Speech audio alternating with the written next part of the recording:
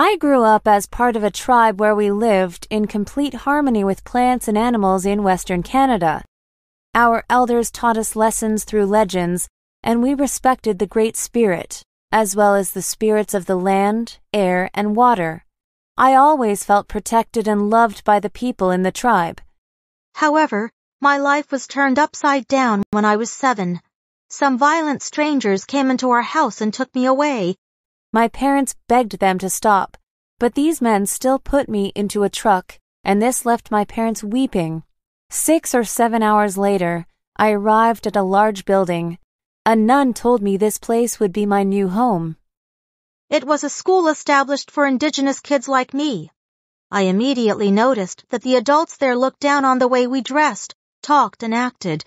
They cut our hair and made us wear different clothes. We missed our tribe so much, and we asked the nun to take us home. She yelled at us and even hit us, though.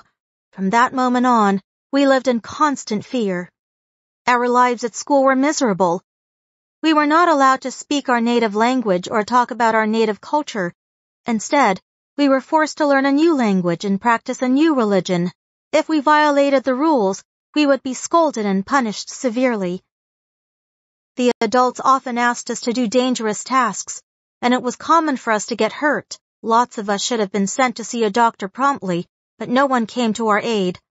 Moreover, it was very cold most of the year. Not having adequate clothes to wear, we could barely keep ourselves warm, and quite a few students ended up with serious frostbite.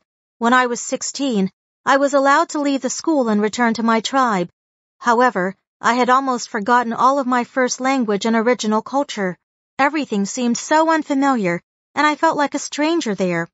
I was always haunted by the memories of the school days, and I knew I could never forget them. What's worse, some of my friends turned to alcohol to escape from the nightmares. Years later, I learned that I was one of the 150,000 victims who had been forced to attend these schools, which were built by the government and church in order to erase the Indigenous people's culture. The damage can still be seen today. Our families, communities, and people are broken. Terrible things like this should not have happened, so it is important to acknowledge this history and have survivors tell the truth. All our wounds and pain should be remembered.